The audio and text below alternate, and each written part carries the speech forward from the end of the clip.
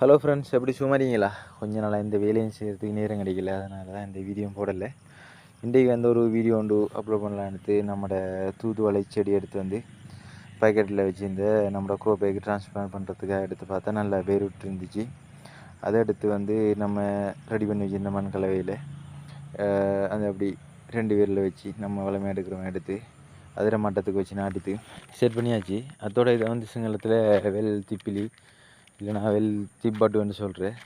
இதுபோல் உங்களுக்கு இதோட தாவர பேர், அதாவது பொட்டானிக்கல் நேம் தெரிஞ்சால் கமெண்ட் பண்ணுங்கள். இல்லைன்னு சொன்னால் பெஸ்ட் கமெண்ட்டில் பாருங்கள், நான் போட்டிருக்கிறேன். இது வந்து உங்களுக்கு யாருக்கெல்லாம் ஞாபகம் இருக்குது, சின்ன வயதில் நமக்கு சளி இருந்தால் வரட்டு இருமல் இருந்தால் வீட்டில் செஞ்சு அறையில் கஞ்சி அது மாதிரி அனுபவம் உள்ளவங்க கமெண்டில் க்ரீன் ஹார்ட்டை போட்டு விடுங்க. அதோட உங்களுக்கு இந்த கண்டுகள் தேவையென்றால் வந்து நம்ம இதை தொடர்பு கொள்ளலாம், தேவையான பெற்றுக்கொள்ளலாம். இந்த தூதுவளையிலே வந்து 2 வகையான செடிகள் காணப்படுது. ஒன்று வந்து ஊதா நிற பூக்களை உடையது, அடுத்து வந்து வெள்ளை நிற பூக்களை உடையது. இது வந்து பிரதானமாக ரெண்டுமே வந்து சளிக்கும் இருமலுக்கு தான் பயன்படுத்துகிறாங்க. அதாவது ரசம் செய்து இல்லாட்டி சூப் செய்து இல்லை டையில் கஞ்சி செய்து தான் சாப்பிட்றாங்க.